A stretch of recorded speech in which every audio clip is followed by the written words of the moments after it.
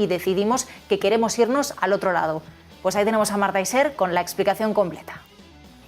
Así es, Raquel. Bueno, vamos a ir paso por paso para entender la factura de la luz, pero antes de pasar a descifrar nuestro recibo tenemos que saber primero si estamos en el mercado libre o en el regulado. Vamos a explicar brevemente en qué consiste cada uno. En el pasado, el Gobierno era el único encargado de fijar los precios y solo existía el denominado mercado regulado. Sin embargo, a partir de 1997 comenzaba un largo proceso de liberalización que se hizo efectivo en el año 2009. Desde entonces, lo que tenemos son dos sistemas. Los consumidores, por tanto, pueden acogerse a uno u a otro mercado. Desde el comienzo de la fuerte subida del precio energético nos hemos familiarizado con algunos conceptos.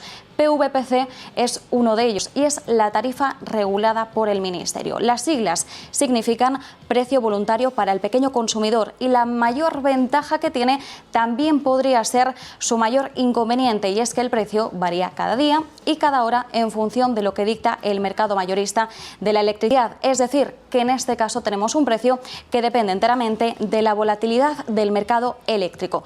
De hecho, en la situación en la que nos encontramos ahora, debido a la escalada del precio de la luz, se ha producido una fuga de consumidores de este mercado regulado. En el año 2021, más de 1.250.000 clientes se pasaban al mercado libre. Ahora explicaremos el porqué. Esta tarifa regulada también cambia en función de la estación del año. No pagamos el mismo precio en invierno, que suele ser más cara, que en primavera, que suele ser más barata. El precio es personalizado en función de las horas a las que cada hogar consume más electricidad. Es importante saber que para acceder al denominado bono social tenemos que tener contratada esta tarifa, la regulada, la PVPC, y no pueden contratarla quienes tengan más de 10 kilovatios hora de potencia. Pasemos ahora al mercado libre. En este caso, estas tarifas ofrecen, entre otras cuestiones, por ejemplo, la posibilidad de combinar suministros de gas y electricidad en una misma compañía.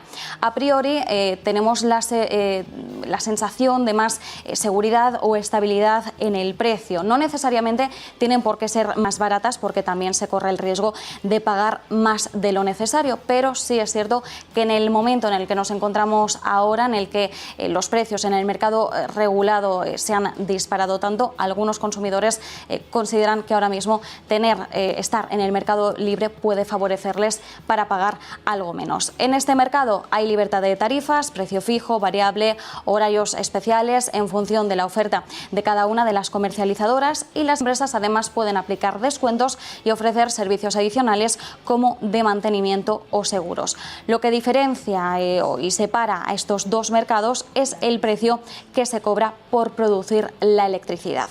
Para saber qué tarifa tenemos contratada, lo más sencillo es coger nuestra factura y echar un vistazo rápido a la tabla que les mostramos a continuación. En la parte de arriba de la factura van a poder encontrar el nombre de la empresa comercializadora. Va a ser Energía 21 o Rexity, por ejemplo, son nombres de comercializadoras de tarifa regulada, mientras que en la otra tabla tenemos algunos nombres de tarifa libre, por ejemplo, EDP, Iberdrola, Naturgy, Endesa o Repsol. Es importante que tengan en mente esta tabla para, a la hora de chequearlo con su factura, saber si pertenecen a una u otra.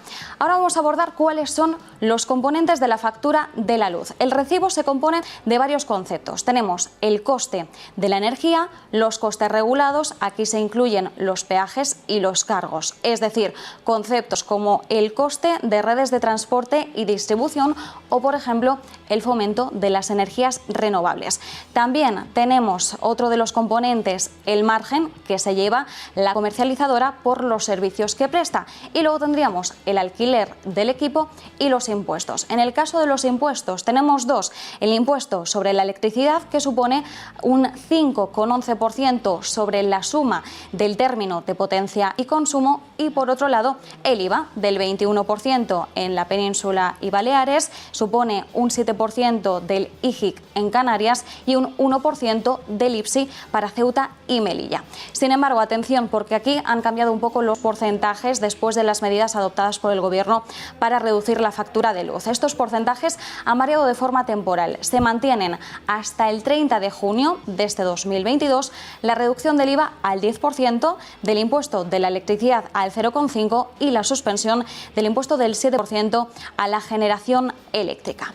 Y ahora, teniendo en cuenta todos estos conceptos básicos, procedemos a interpretar una factura estándar. Vamos a ver la primera página de un modelo estándar del recibo de la luz. Tenemos el epígrafe A en primer lugar. Ahí tendríamos el nombre de la compañía y sus datos. Esto es clave para saber, como decíamos antes, si estamos en el mercado libre o en el regulado. Luego tenemos en el epígrafe B el número de la factura y su importe. El número es importante tenerlo localizado en caso de que debamos hacer alguna reclamación.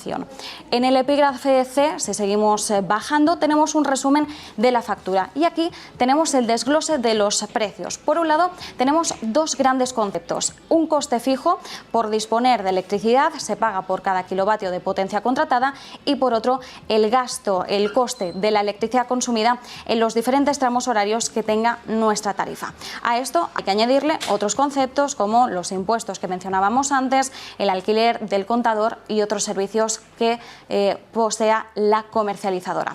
En el epígrafe D fijan nuestros datos como clientes y en el epígrafe E tenemos la información de consumo eléctrico. Son datos del consumo de esa factura en concreto y también la información sobre cómo ha evolucionado nuestro consumo para poder ver la progresión del consumo que hemos ido haciendo a lo largo de los meses. Y atención, luego tenemos en el epígrafe F datos de contratación y suministro. Ahí podemos consultar, entre otros datos, el tipo de contrato, el tipo de contador, la potencia que tenemos contratada, la fecha de fin de contrato, la fecha de emisión de factura y también tenemos el CUPS, el Código Universal de Punto de Suministro. Es único para cada inmueble y para cada instalación eléctrica y este número, el CUPS, es necesario para hacer casi cualquier gestión con el contrato de luz, como por ejemplo contratar una nueva tarifa, dar de alta el suministro o cambiar la potencia contratada. También en ese mismo epígrafe tenemos algunos números, contactos de atención al cliente, averías, urgencias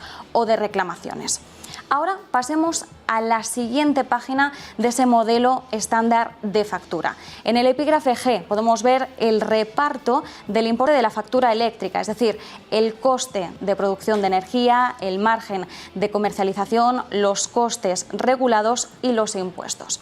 Y luego en el epígrafe H tenemos más en detalle todavía los conceptos y los importes facturados por la energía que hemos consumido y la potencia que tenemos contratada, así como los impuestos aplicados. Ahí lo tenemos desglosado con muchísimo más detalle. Esas serían las principales referencias que tenemos que tener muy claras, que debemos conocer en profundidad para poder interpretar nuestra factura de la luz.